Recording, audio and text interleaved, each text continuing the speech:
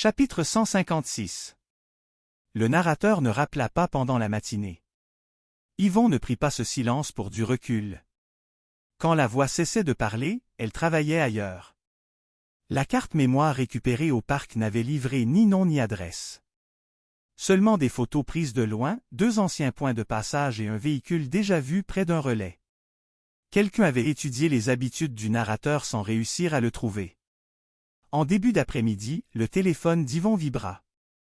L'appel était masqué. La voix expliqua que sur 3 photos prises à plusieurs jours d'intervalle, le même homme apparaissait en arrière-plan. Jamais au centre et jamais assez près pour attirer l'attention. Une fois derrière une vitre, une autre près d'un arrêt d'autobus, puis dans le reflet d'une porte. Le visage n'était pas assez net pour donner un nom, mais la silhouette revenait. Même taille, même posture, même distance avec ce qu'il observait. Yvon rappela qu'une silhouette ne prouvait rien. La voix répondit qu'elle le savait et qu'elle avait décidé de lui parler. Yvon demanda comment elle comptait parler à un homme dont elle ignorait encore l'identité. Elle n'avait pas besoin de son nom. Seulement de savoir où il reviendrait. Un ancien point de passage avait été laissé volontairement visible. Un endroit utilisé autrefois puis abandonné. Quelqu'un qui étudiait les anciennes habitudes du narrateur pouvait croire qu'il servait encore. L'homme au manteau avait reparu dans le secteur. Yvon comprit que le narrateur ne l'avait pas retrouvé. Il lui avait donné une raison de revenir. Un relais temporaire allait lui remettre une enveloppe. L'homme chargé de la livraison ne connaissait ni le dossier, ni Yvon, ni le narrateur. Il avait seulement une description et une consigne. Yvon demanda ce que contenait l'enveloppe. Elle contenait une photo. Pas celle d'Yvon, mais celle de l'homme. La photo avait été prise le matin même, pendant qu'il pensait observer sans être vu. Au verso, 2 phrases. Tu regardes bien. Mais tu regardes toujours dans la mauvaise direction. Yvon comprit l'objectif. Il ne fallait pas le menacer, mais le faire bouger. Quelqu'un qui se croit invisible ne réagit pas comme quelqu'un qui vient d'apprendre qu'il est observé. Yvon se rendit dans le secteur avec Poutine.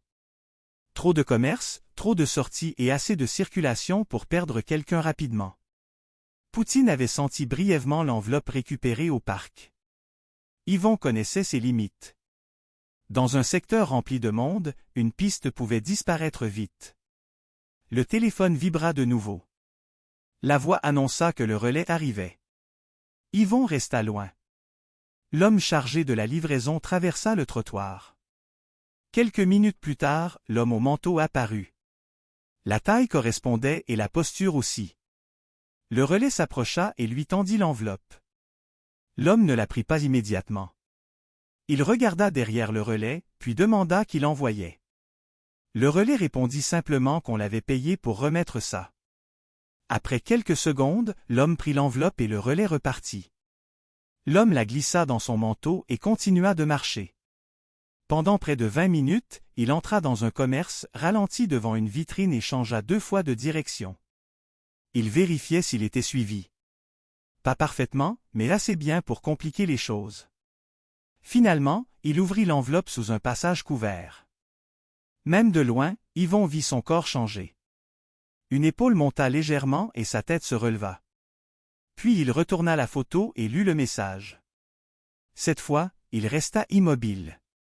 Le coup avait porté. Mais il ne paniqua pas.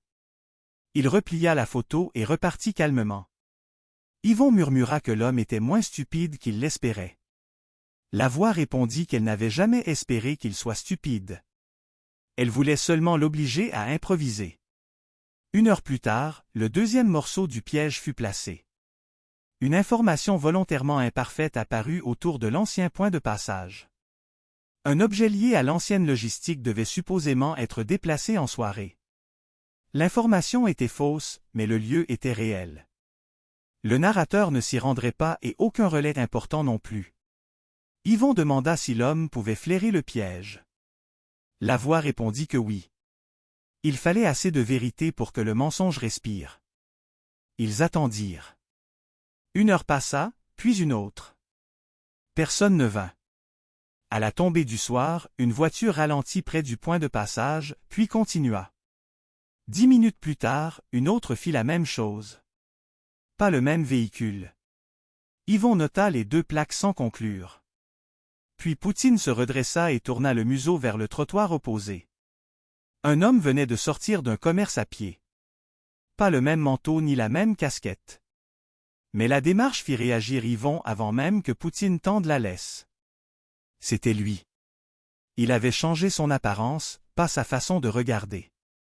L'homme passa devant le secteur sans ralentir, puis disparut au coin de la rue. Yvon attendit. S'il partait immédiatement derrière lui, l'homme saurait qu'il avait été reconnu. 2 minutes plus tard, Poutine prit la piste. Cette fois, l'odeur était fraîche. Le chien suivit une rue, hésita près d'une ruelle, puis repartit vers un stationnement. L'homme avait fait un détour pour tester encore le terrain. Poutine continua, puis perdit la piste au milieu des véhicules. L'homme venait encore de leur glisser entre les doigts. Le téléphone vibra. La voix demanda où la piste s'était perdue. Quelques minutes plus tard, elle rappela. Une caméra commerciale couvrait une partie du stationnement.